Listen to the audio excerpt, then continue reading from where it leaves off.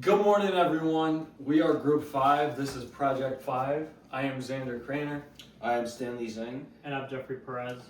And today we'll be walking you through some core ideas from material science and semiconductor physics, but in a way that works for 4 totally different audiences.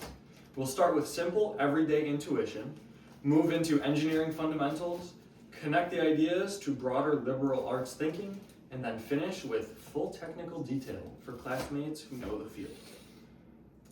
Part 1. Let's say electricity flows like water in a pipe. Then we can think of 3 kinds of materials. Conductors. A conductor would be like a wide, clean pipe with water flowing easily, but instead of water, we have an electric charge. Metals like copper conduct because the charges move freely. Insulators are like a pipe that is completely blocked.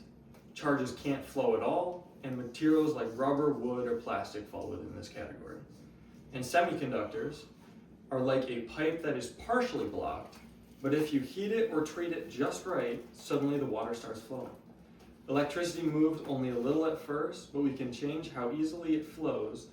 This in-between but controllable behavior is why semiconductors power computers, phones, and all of modern electronics. Now let's look part 2 into our segment called Engineering Foundations. Let's see how bonding works, how atoms stick together. We have ionic bonds. One atom gives up an electron, another takes it. Positive and negatives attract. Example would be table salt with sodium and chloride. Another bond that we can look at is covalent bonds. Atoms share electrons like roommates sharing keys. An example would be silicon and carbon as a form of diamond. Our third bond is metallic bonds. Metal atoms pool their electrons into a sea of mobile charge.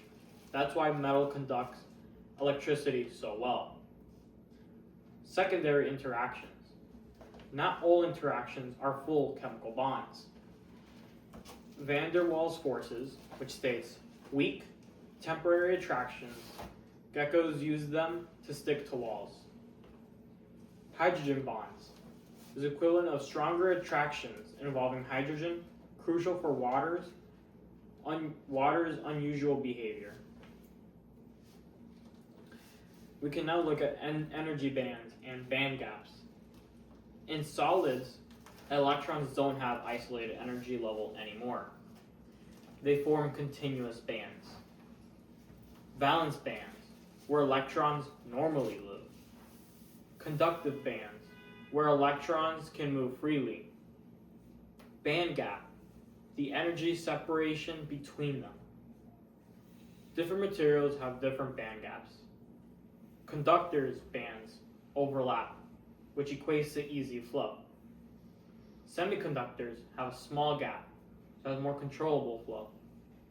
Insulators have a larger gap, almost no flow. Now let's look at this equation. YR equals PL divided by AR. Your wire measurement lab connects perfectly to this. Longer wires, more collisions, and higher resistance. Thicker wire, more room for charge, and lower resistance. So we capture that with the formula. It's like dragging a box across the floor. The longer you drag, the harder it gets. The wider the path, and the easier it is. Okay, so we can also explain everything in terms of to get into a deeper connection and deeper intuition to all of this, we can look at electrons and holes. For instance, in semiconductors, current flows in 2 ways, where you have electrons and you have holes, right? And electrons are, as we all know, negative charges, and negative charges always go towards positive charges, right? But now what if you have something that's no charge, for instance? What do you have, a blank space in space? You would have something that's called a hole, which is an absence of an electron. Now, every atom you ever have needs to have a proton, neutron, and electron, right? If you have an electron, you have to have a proton. You have a neutron, you have to have a proton, etc., right? And if you don't have any of this, you have what's called a hole. And a hole actually behaves in the form of a positive particle, where it still attracts electrons even though there's technically nothing there. And how can we see this in a more liberal way? If you look at something like what we had in class with a row of chairs, we have many, many people, right? But let's say we have 3 chairs, or let's say we have 5 chairs and we have 3 people, right? Someone stands up from one and moves to the right, the empty chair would move to the left because you have the person in the middle going over 1C. And the hole is that empty chair where there's going to be a gap that moves back and forth, right? Now you also have something called mobility, where mobility tells you how easily electrons and holes move. And so if you think about it, right?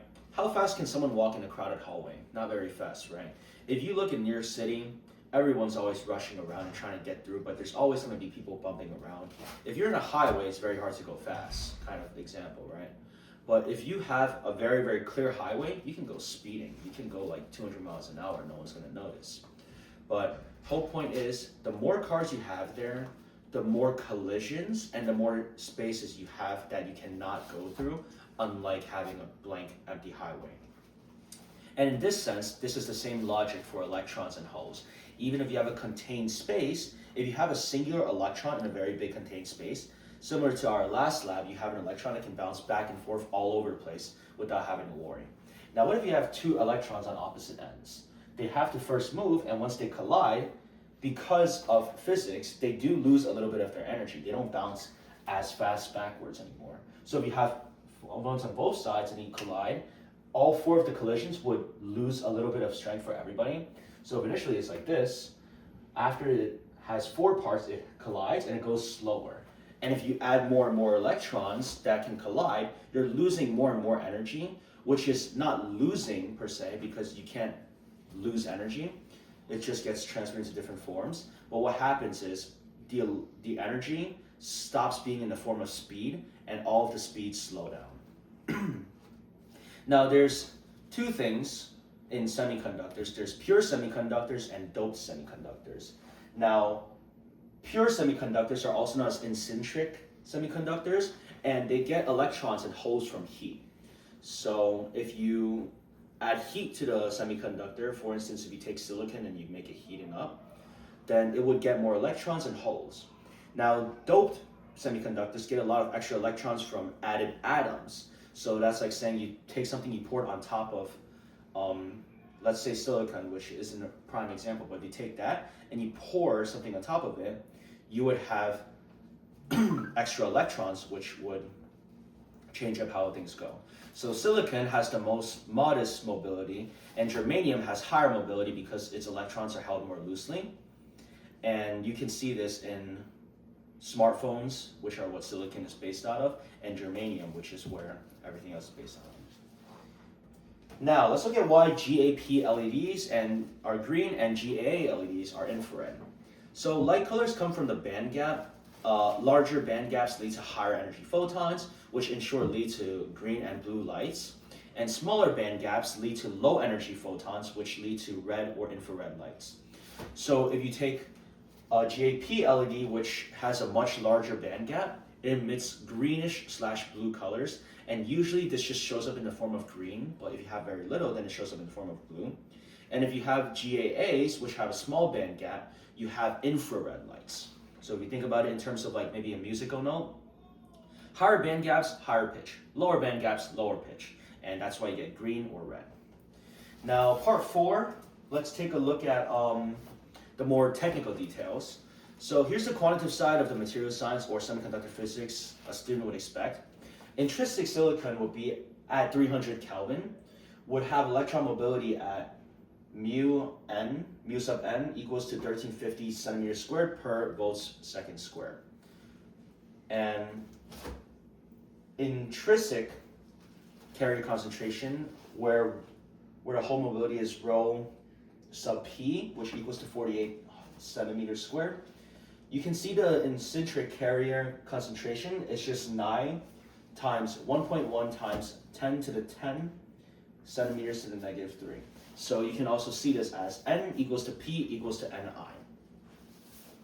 Now, if you were looking at conductivity, where you can go see N equals P equals Ni, which based on formulas also equals to Q times N plus double P, and you plug in the values to get sigma, where sigma is defined as the resistance of 1 millimeter or 1 centimeter long, right? And this is all still based on that silicon bar.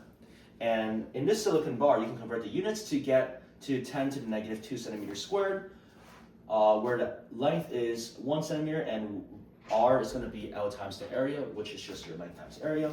And at 700 Kelvin, Ni increased by many orders of magnitude, and conductivity increases dramatically. But in short, what happens due to this is that the resistance collapses afterwards. Now, boron dopes Si. At 300 Kelvin fully ionized, you have P equals Na, where N equals to N times 2P. Then Q equals to double P, same geometry as before, where R equals to length times area. And at 700, intrinsic carriers dominate P, decrease relative to Ni conductivity, and this becomes nearly incentric. A summary. This presentation connected how everyday analogies for conductors, insulators, and semiconductors work, and we're also mainly focusing on how atomic bonding and band structure shape material behavior. We also covered how bands cover LEDs, how full semiconductor calculations for incentric and doped silicon at different temperatures work. We also look at how and why mobility, electron, and holes matter, and we also took a look at why electrons go towards holes and treats it as a positive particle. And overall, it ties together intuition, engineering insight, and liberal arts just to figure out how electrons and semiconductors act. Thank you very much.